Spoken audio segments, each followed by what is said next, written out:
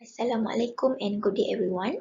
My name is Miss Basira and today's topic is Estate Under Administration.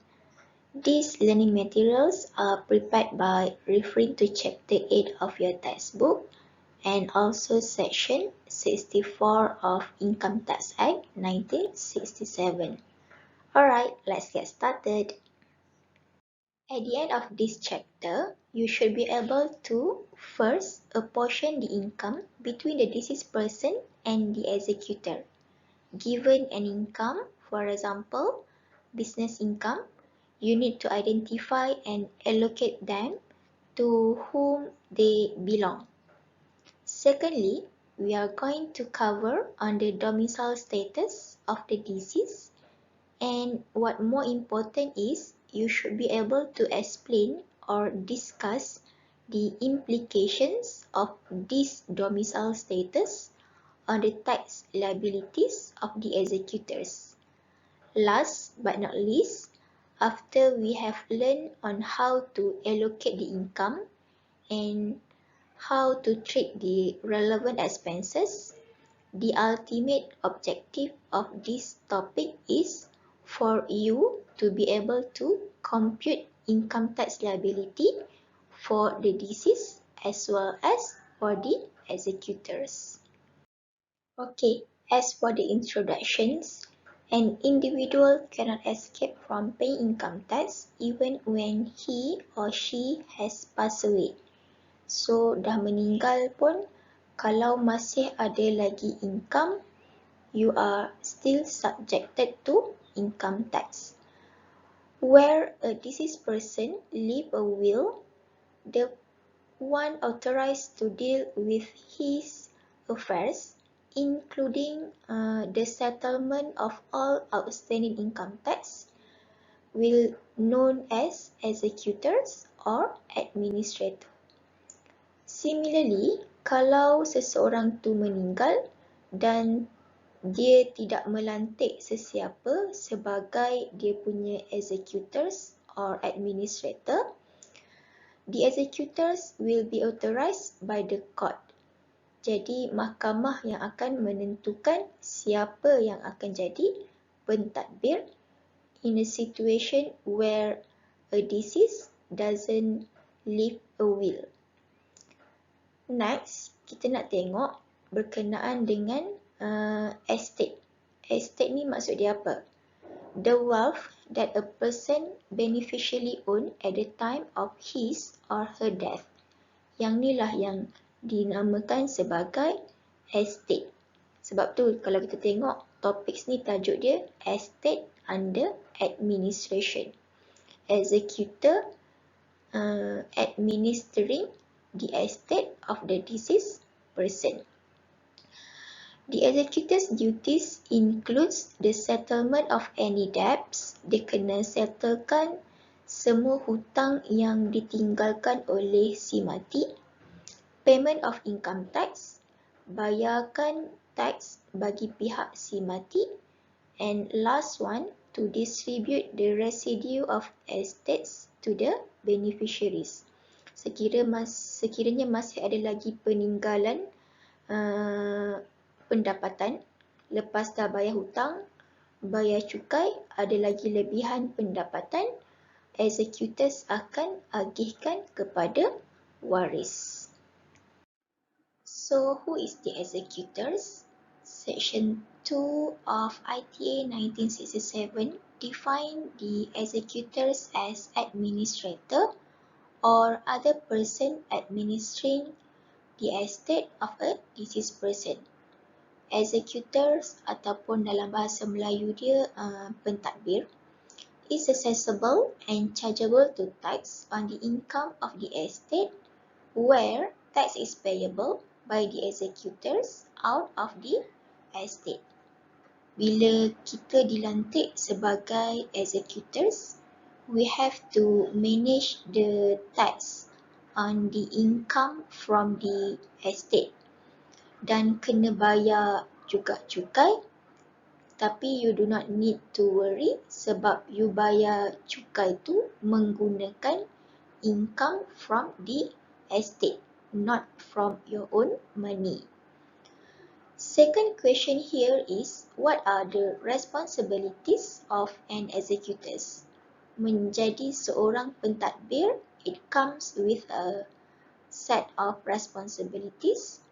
First, executors need to provide for any income tax which is known to be payable or can reasonably be foreseen to be payable before making any distribution to beneficiaries. Pentadbir or executors kena uruskan income tax. Sebelum dia nak uruskan income tax tu, dia nak kena bayar hutang. Dan hutang here termasuk jugalah tax, sebab taxation is considered as debt to the government. Setelkan hutang termasuk income tax. After that, executors kena agihkan lebihan pendapatan kepada waris. What happen if the executors fail to do so?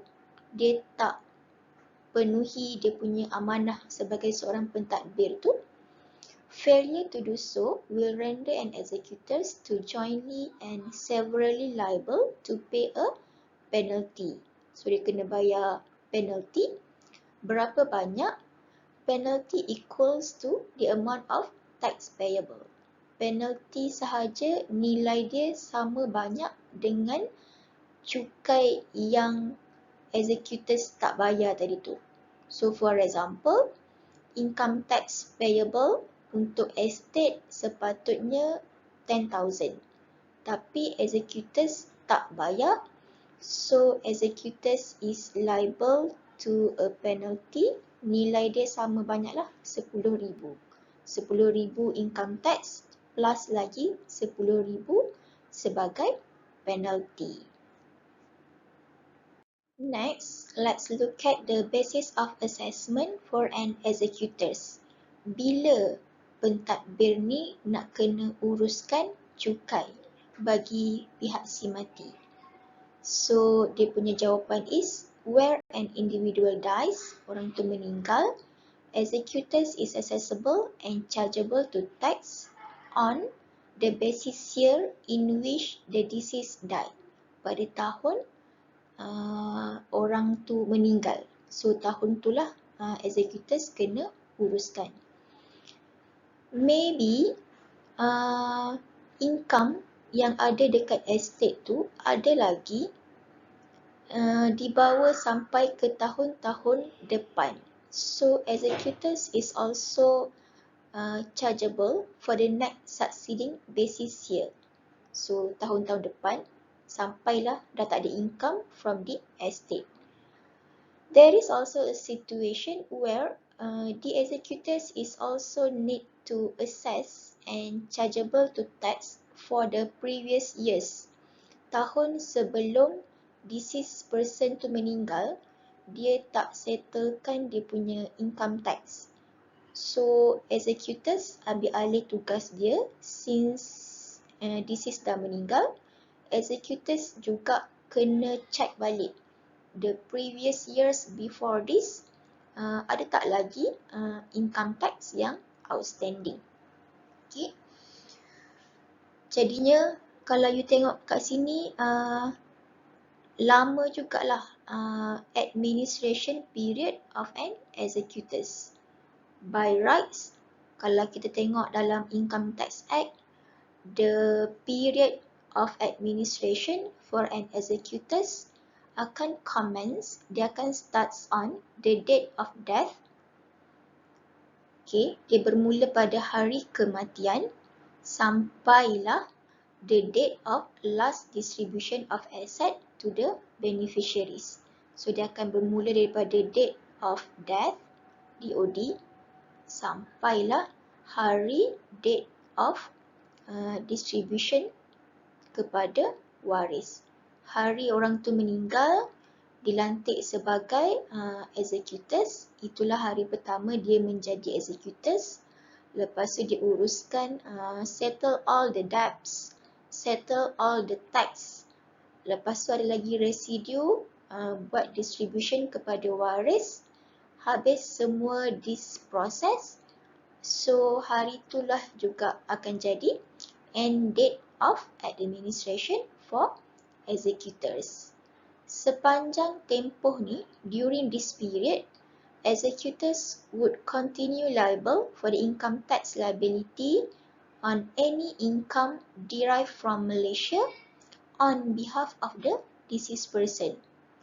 So, lagi lama you ambil masa untuk settlekan everything sampai hari terakhir you serahkan pendapatan kepada waris, lagi lamalah you punya tempoh administration tu. Lagi cepat kita boleh uruskan, lagi better lah, sebab kita macam dah settlekan amanah sebagai seorang pentadbir. Okay, here I show you the extract from ITA 1967. We are looking specifically on the section 64. Okay, kalau dalam akta ni, dia memang spesifik tulis kat sini. Here dia kata, for the purpose of this act, any source forming parts of the estate of a deceased individual and any income from that source arising after. So, I highlight untuk you kat sini. After the day of the death of that individual, hari selepas hari kematian, income tu shall be treated as the source and income of the executors. So, apa-apa sahaja income yang arise selepas hari kematian akan dikira sebagai income pentadbir. Here, we put it into a timeline supaya lebih senang nampak kan, lebih senang faham. Daripada 1st January of a YA, daripada 1 tahun year of assessment, 1 tahun taksiran tu, 1st January here, sampailah date of death here, yang poin merah ni, all source of income akan jadi milik si mati, will be taxed on the deceased individual. Personal relief and rebates would continue to be given and you do not need to apportion. Okay, for example, kita tahu kan, kalau seorang taxpayer, dia akan dapat personal relief setahun sebanyak 9,000, 9,000. So, kalau dia meninggal let's say pada bulan 6, baru separuh tahun. Here, kita tak payah nak apportion yang 9,000 tadi tu, sebabnya dia akan terus bagi on individual, bukannya dia bagi untuk setahun. Seorang individual meninggal dan kalau dia resident, dia entitled untuk dapat personal relief sebanyak 9,000. Dia tak payah nak apportion lah sebab dia meninggal bulan 6, so nak bahagi 2, oh tak payah. Ambil je terus 9,000. Itu untuk deceased. Okay.